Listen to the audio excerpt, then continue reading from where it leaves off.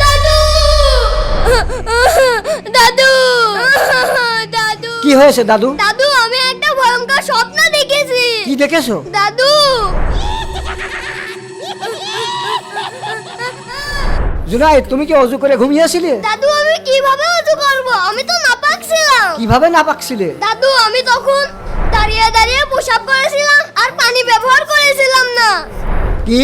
C C C C, একজন মুসলমানের উচিত সব সময় পাক পবিত্র থাকা, পিশাব করার পরে পানি ব্যবহার করা আর ঘুমানোর সময় অজু করে ঘুমানো। আল্লাহর রাসূল বলেছেন পবিত্রতা ঈমানের অঙ্গ। ঠিক আছে দাদু, এখন থেকে আমি পাক পবিত্র থাকবো আর ঘুমানোর সময় ওযু করে ঘুমাবো। ঠিক আছে, যাও। আমিন।